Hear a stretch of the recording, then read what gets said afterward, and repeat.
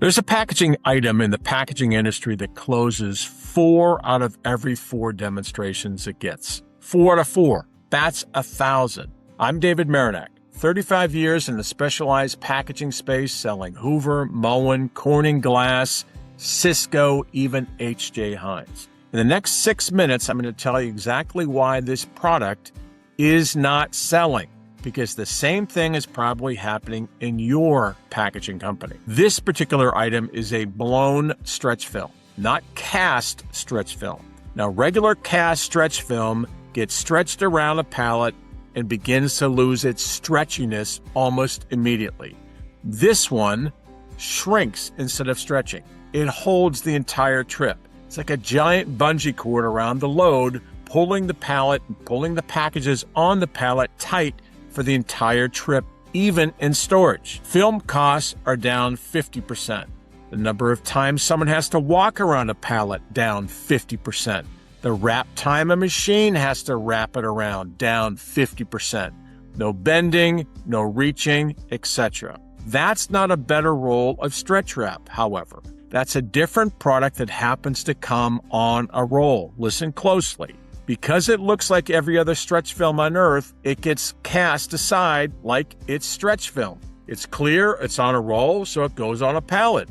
So it lands on the purchasing person's desk and gets filed under stretch wrap. Price per roll against every other roll. At that point, the engineering I've described here is irrelevant. It's a roll, it's plastic, it's what you price, this is what we're going to pay, etc. Here's the rule. Write this down. If it looks like a commodity, it gets priced like a commodity every single time, which means a unique product like this cannot be sold the ordinary way, ever. It has to be sold uniquely or it dies on a price sheet. The buyer here is not your audience. He scored on unit price. That's his entire job. He's never going to care your film cuts labor or damage because none of that lands on his review.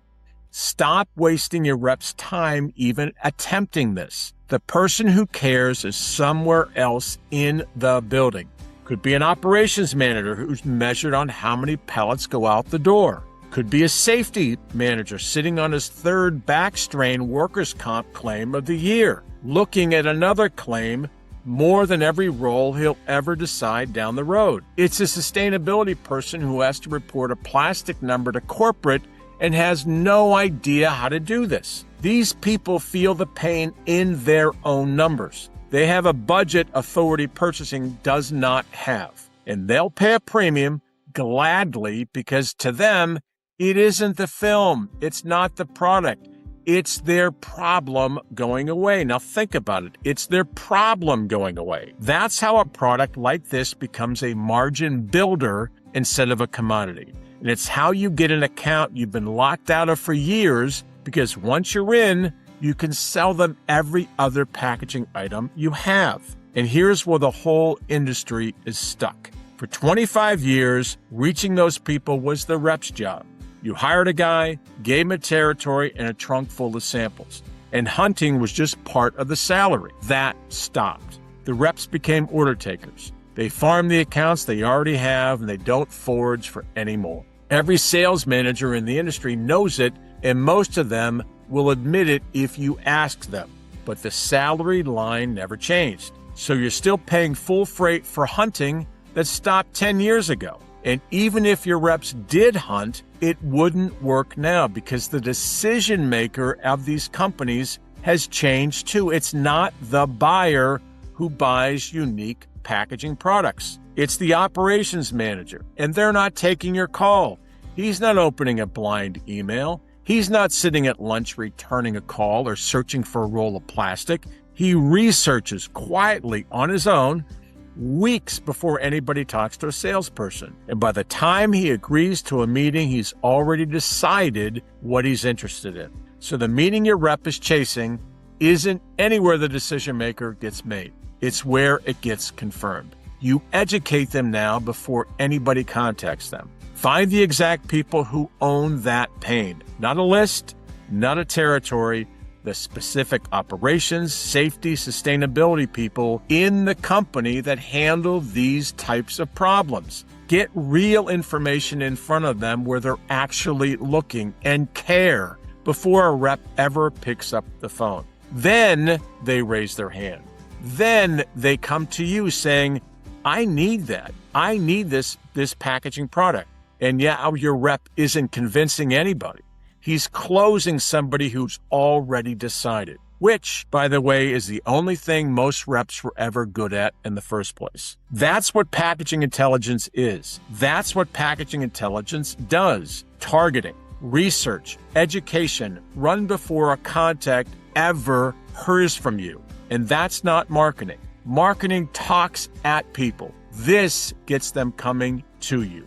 Here's where every one of these conversations normally dies. Somebody asks what it costs, and the second there's a number to it, everything stops. Because the industry spent 25 years getting access for free, and paying for it feels wrong, even though the free version quit working 10 years ago.